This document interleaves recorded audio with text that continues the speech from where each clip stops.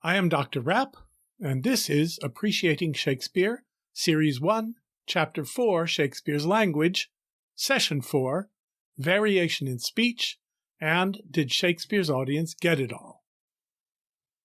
In the last 3 podcasts, we focused on Shakespeare's rhetorical devices rooted in meaning, in sound, and in structure. There is one more rhetorical device that is essential to appreciating Shakespeare's poetry. That is variation. As C.S. Lewis points out in his excellent essay called Variation in Shakespeare and Others, there are 2 ways one can set about describing something in words. One way is construction. You start with one part of your subject and add descriptive elements in a logical progression until the reader or audience has the whole picture. For example, my girlfriend is wonderful. She's 5'4", has blonde hair and very fair skin, blue sparkling eyes, and a great smile. She plays tennis like a pro, gets A's in math, and never forgets where her car keys are. She can be very funny, and she knows how to take a joke. The other way of describing something, Lewis calls variation. You try to capture the whole in one image, then in another, in a series of attempts at conveying the essence of the thing or the idea instead of treating one element at a time. Here is Romeo describing his girlfriend in Act 1, Scene 5. Oh, she doth teach the torches to burn bright, beauty too rich for use, for earth too dear. So shows a snowy dove trooping with crows, as yonder lady o'er her fellows shows. And later in Act 2, Scene 2, it is the east, and Juliet is the sun. This, the method of variation, is by far Shakespeare's most common method. Let's look at Prince Hal's soliloquy in Henry IV, Part 1, Act 1, Scene 2, lines 195 to 217. Here the prince is informing us that his riot and dishonor, hanging around with the thieves and drunkards of London, is not really self-indulgence, but rather wise political calculation. The prince is alone on stage, sharing his thoughts with us, beginning with an address to his low-life companions, though they have left the stage, and ending with a formal rhymed couplet. Here is the speech. I know you all, and will a while uphold the unyoked humor of your idleness. Yet herein will I imitate the sun, who doth permit the base contagious clouds to smother up his beauty from the world, that when he please again to be himself, being wanted, he may be more wondered at by breaking through the foul and ugly mists of vapours that did seem to strangle him. If all the year were playing holidays, to sport would be as tedious as to work. But when they seldom come, they wished for come, and nothing pleaseth but rare accidents.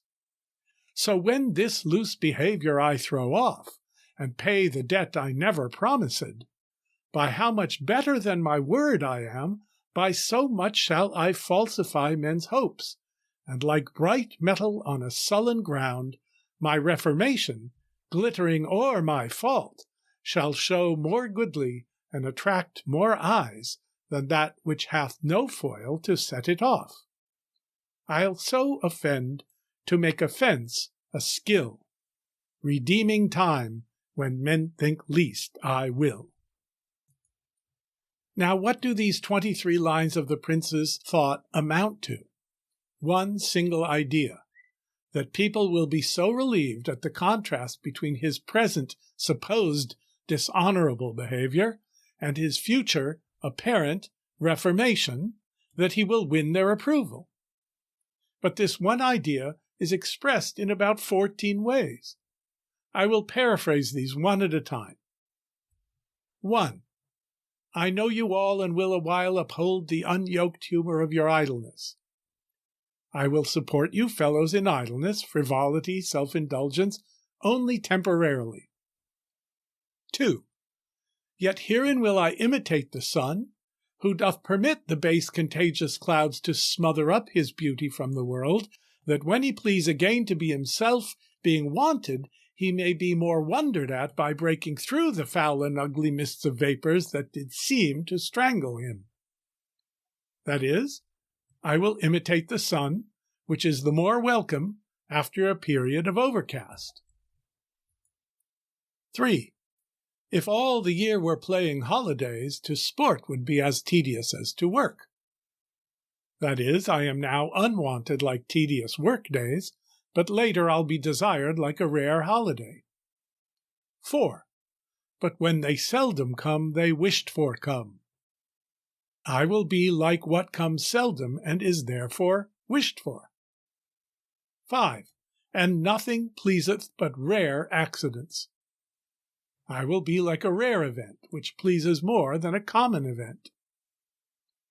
6. So when this loose behavior I throw off, eventually I will dump this apparently immoral behavior. 7. And pay the debt I never promised. I will pleasingly surprise by paying a debt I never promised to pay. 8. By how much better than my word I am, I'll be even better than what I seem to promise. 9. By so much shall I falsify men's hopes. I'll lead people to expect less of me than I'll finally deliver. 10. And like bright metal on a sullen ground, I'll be like gold or silver seen against a dull background. 11.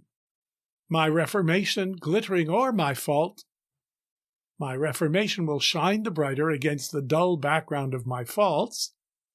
12. Shall show more goodly and attract more eyes than that which hath no foil to set it off. My later character, like a jewel set against a foil background, will win more approval than if I had not set it off against my present behavior. 13. I'll so offend to make offense a skill. My bad behavior is not real but planned. 14. Redeeming time when men think least I will. This investment of time in apparent dishonor will pay off later, much to everyone's surprise. You see why Lewis calls this method variation. It is like variations on a theme in music. The same idea is conveyed in a lot of different ways, and all of them vivid, apt, appropriate, in short, poetically effective. But why doesn't this become boring repetition?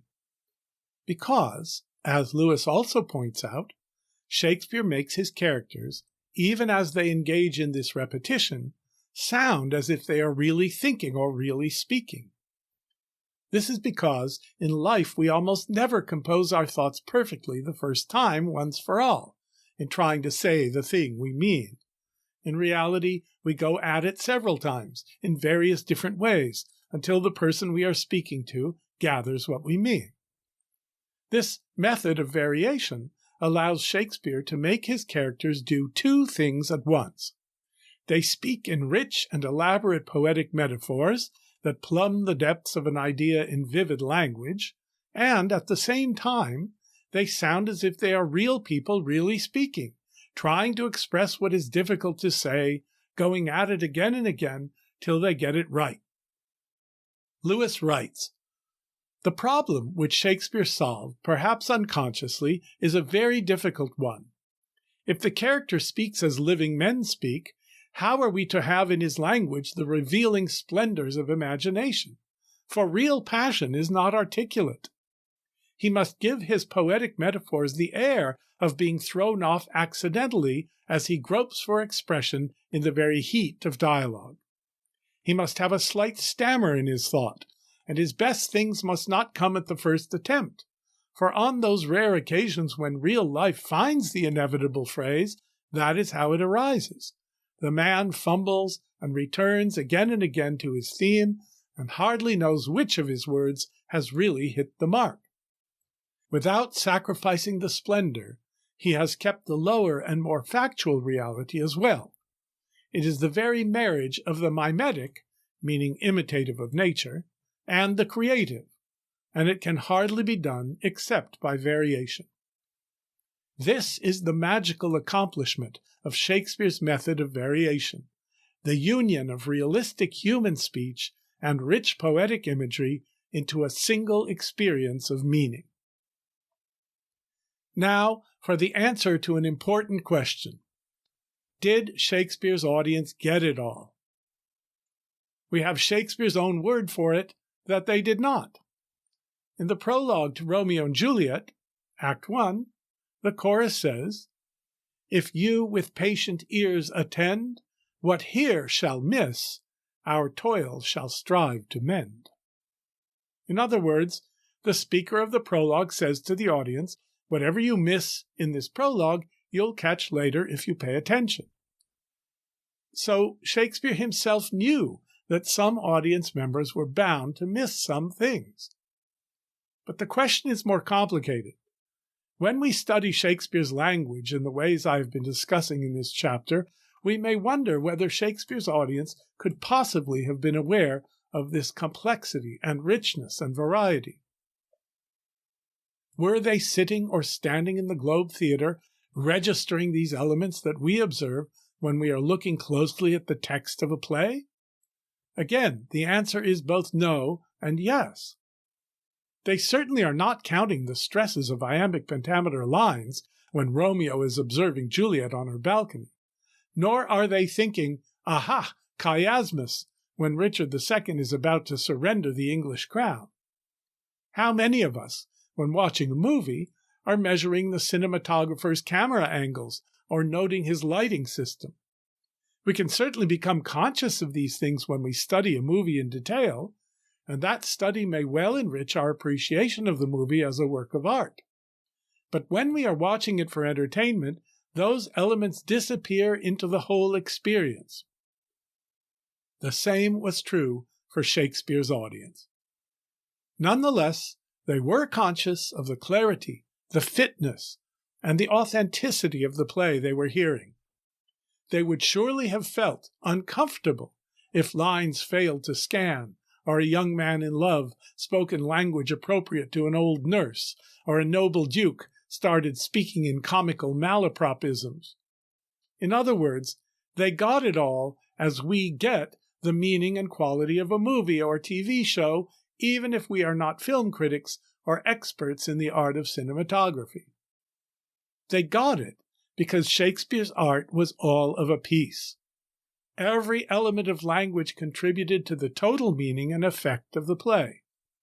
His audience could feel the quality of the whole in every part, and so can we if we ready ourselves to receive the experience as it was intended to be received. These podcasts are offered to help enhance your readiness to do that. I am Dr. Rapp, and this is Appreciating Shakespeare.